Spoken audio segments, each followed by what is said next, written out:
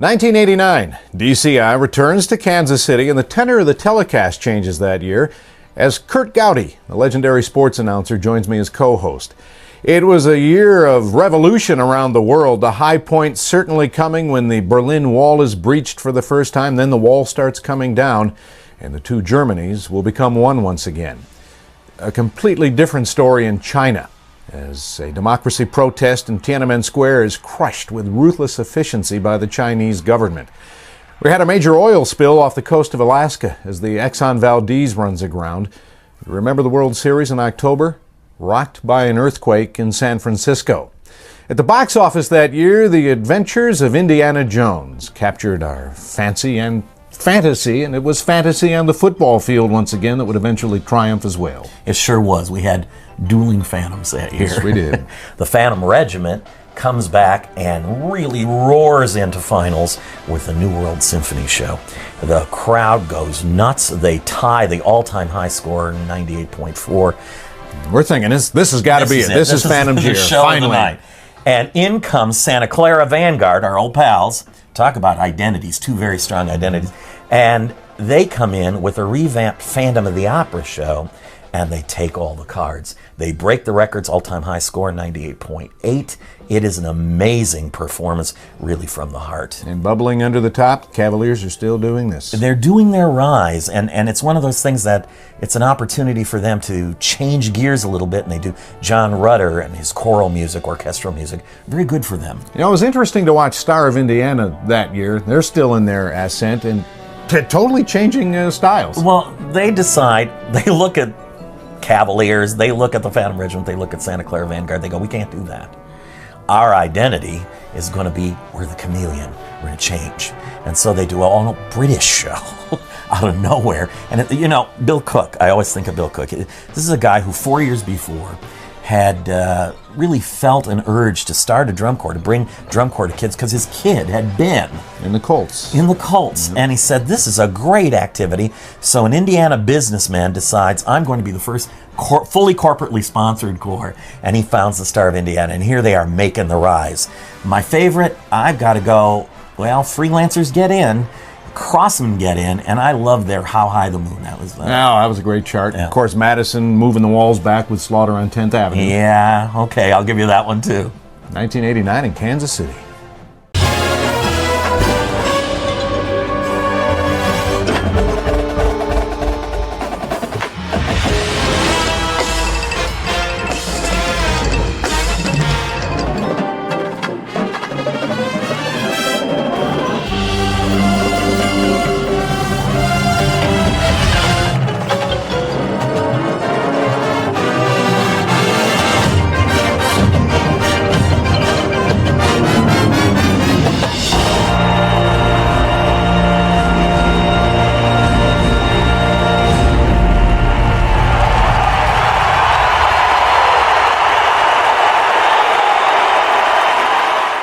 Welcome back to the Marching Arts Network. I'm the Stress Master. Thank you all for joining me and joining Kanan and all of us on this journey through the power of the G Bugle. We are in the year 1989, an amazing year because this is my first year I got to march. And the reason why it's amazing is because I got to see all of these shows in 1989. And what's crazy is I did not see a live drum corps show until the first show I was in 1989, which was on June the 6th, I believe it was, at a preview show. They call it a preview show where you got comments, but you didn't get a score. So that way it was kind of a cool way that we could get the show out there. And 1989 was an interesting year for me. I learned a lot. I just turned 18, so things were kind of weird. I did some dumb things. As you do when you're 18, and I learned a lot from them, but I continued on marching. I marched 5 whole years, 89, 90, 91, 92, and 93. I got to see some amazing drum corps shows in that time, some epic shows, some history-making shows. This was one of them.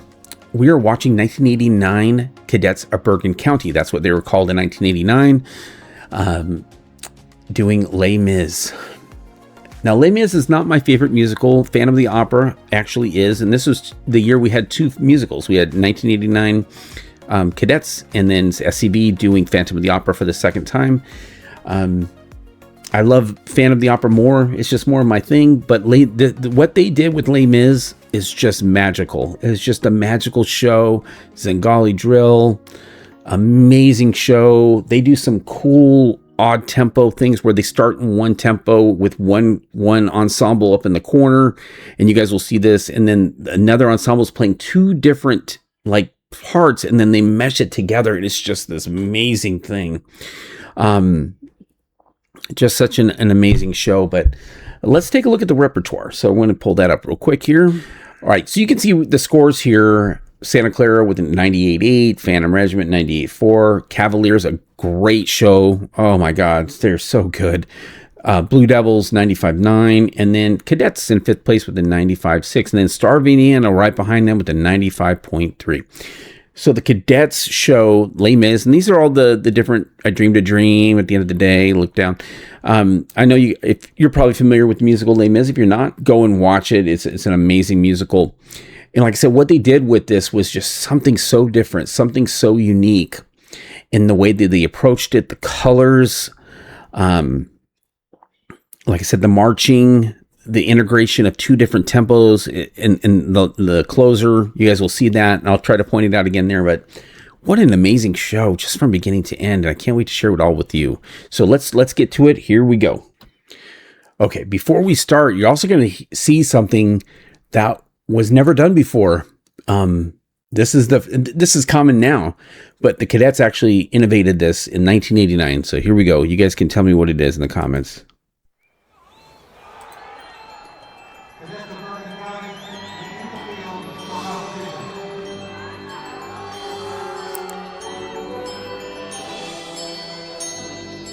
It's like they had this form dissolved. Now it's joined to another form. That's the Cadets logo there.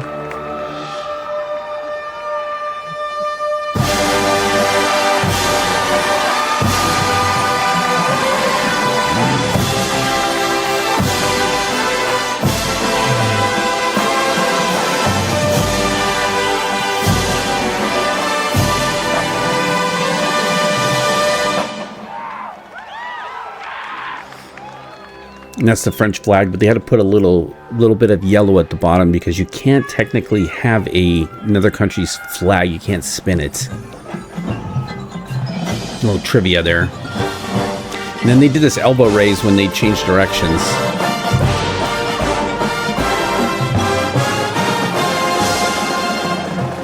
Always amazing metal voices.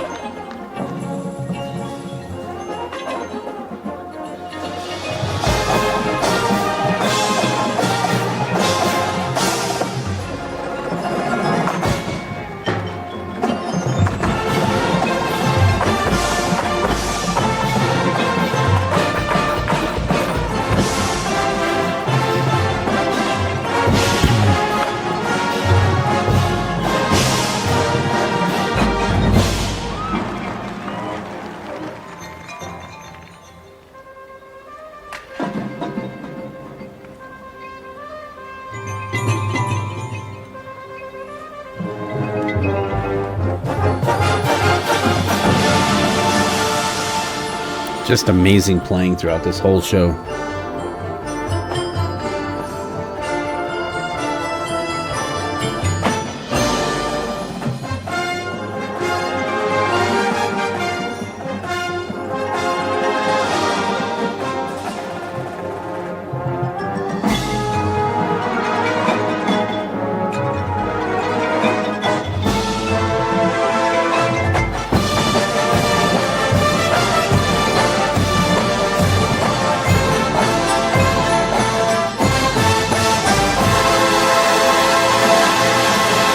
Always great staging.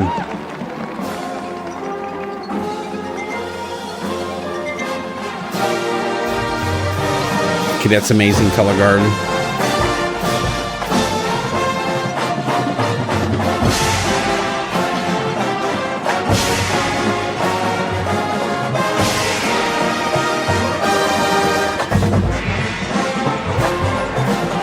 Another cool innovation here coming up.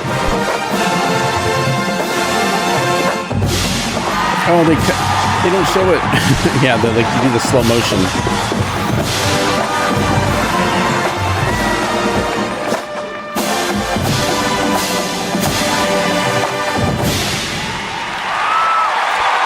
Just this video is AI upscaled, so you can see a little bit better on the close-ups. Just from farther away, it's a little more weird, but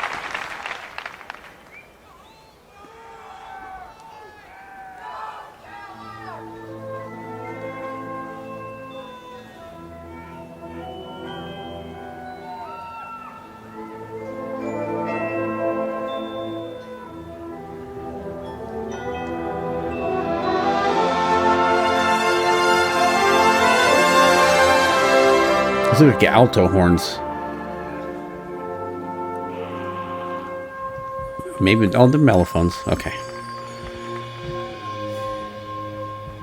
I love that sustain.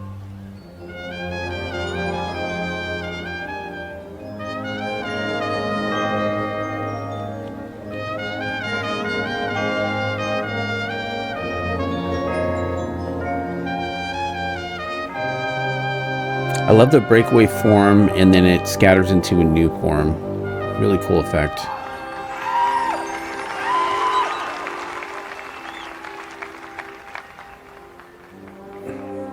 Just look at that! Look at the Zengali, man! What a freaking genius in jewel design. Just.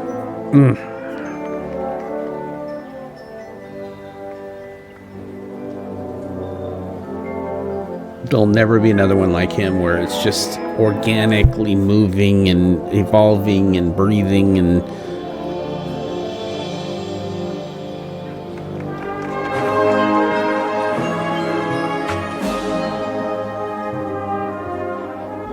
toe up as they're marching backwards.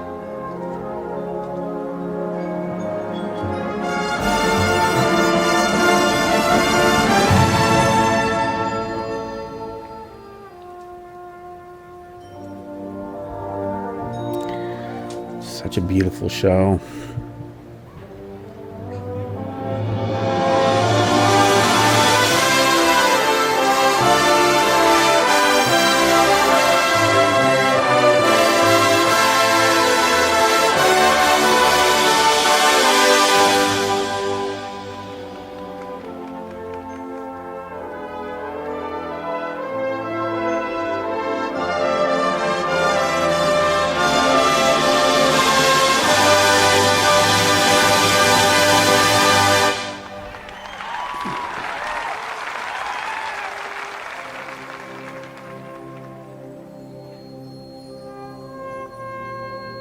I think that sound is a bow, like cello's bow, against the keys of a vibraphone or one of the mallets. They're just pulling it, getting that really high pitched sound.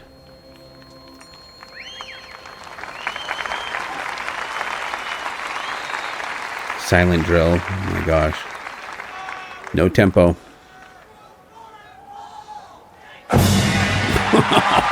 Come on. That's so cool, man. Every time I see that, I always forget how good that moment is.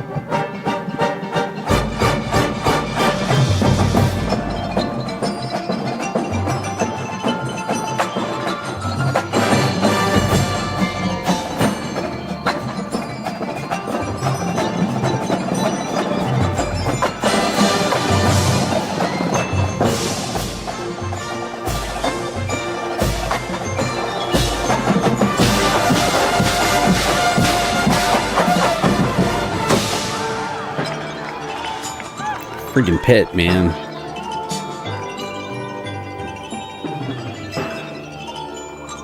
This should really be showing. There they go.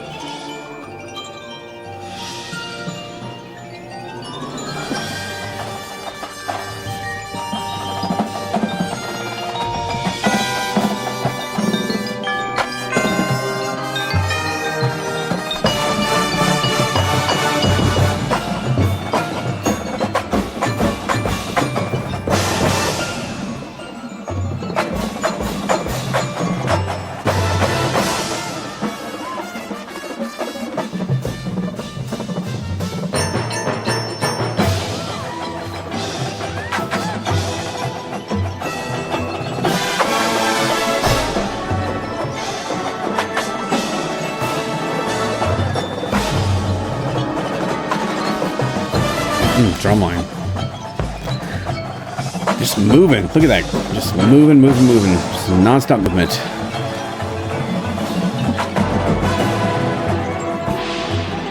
Really great drumline too, man.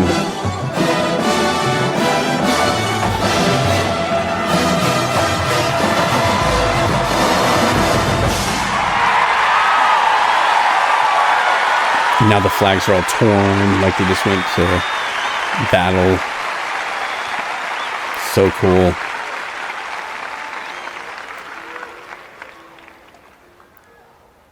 I told this story on the previous video we did with about the 1984 that I actually got to see them rehearsing. The stadium was called Meadowlands. And I just remember them just like rehearsing, and then the drill was so complicated. They were crashing into each other, and it was just nuts.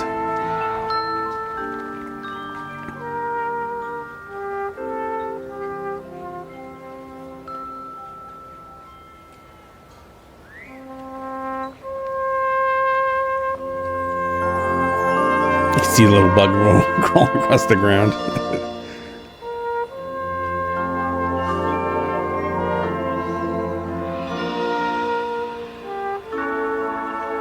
Beautiful solo. And there's the same bug.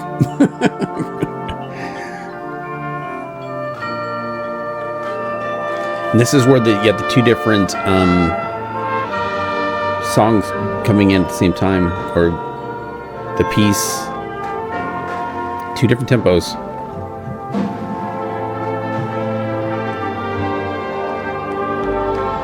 Somehow they got it to work. It's an amazing effect.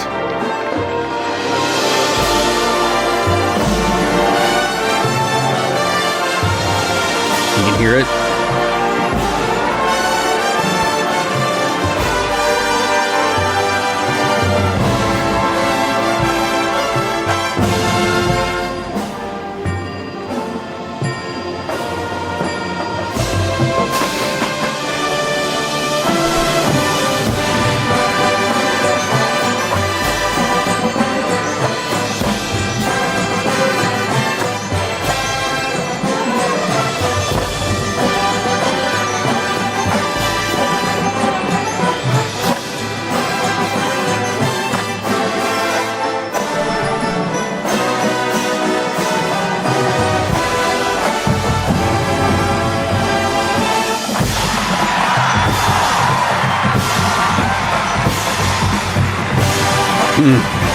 Such a cool effect.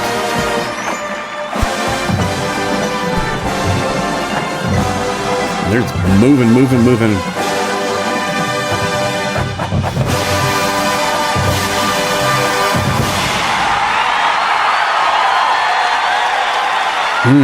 So good. And I think I was watching this show. Let's look at scores real quick while I got it up here. Yeah, so I actually got to watch this show. I have the scores up here. I watched the show, and then I watched Blue Devils right after. I think I got all the way through Phantom Regiment, and then we had to go back. So I snuck in Phantom Regiment because we had to be back for a retreat and stuff like that. But let's take a look at the recaps to see. So they got 5th place.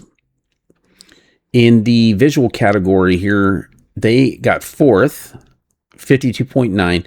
There was a lot going on. They were moving a lot. They moved a lot. Let me move me down. Hold on, I'm going to move me down here. You're going to see me moving in real time. Of course, that year, freelancers were in the top 12. Yay, we got 10th place. But anyway, so the Cadets 52.9. Sorry, I'm looking over to the left where I can actually see what I'm doing. And then, so really close to the Blue Devils, 95, sorry, looking at the performance here. Sorry, I'm getting off where I'm supposed to do. So 52.9 to Blue Devils 52.6. So they won GE. They had a great GE show.